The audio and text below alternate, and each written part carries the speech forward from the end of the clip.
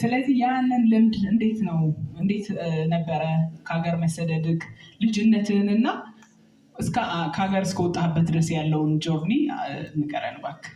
እኔ ከጥሩ ገበሬ ፋሚሊ ነው የተወለድኩት። ቅድም ብላለች ሁሉ ነገር ብዙውን ጨርሰሻል እኮ። ጥሩ ፋሚሊዎች ናቸው፣ ባላንስ የሚያደርጉ ፋሚሊዎች ናቸው። እናቴ በጣም ስትሪክት ናት።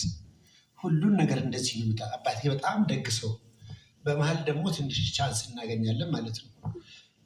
ልክ እሷ እንዳለችው በጠዋት እኛ ቤት መተኛት የለም፣ በሌሊት ነው የምንነሳው።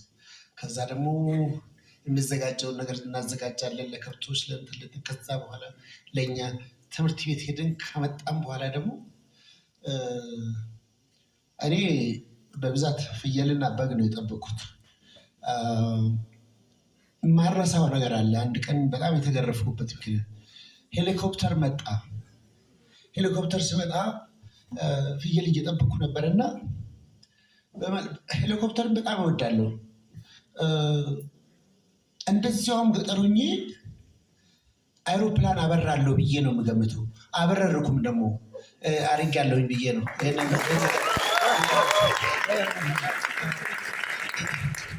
ከዛ የሰው እርሻ ገቡና እኔ ሄሊኮፕተር በሰማይ እየተከታተልኩ እየሮጥኩ እያልኩ ነበር እና ሰው እርሻ ገብቶ በሉ በጎቹ ፍየሎቹ። በመሀል ተያዝኩኝ። በጣም ገረፈችኝ። ደግሞ አንተ ገበሬ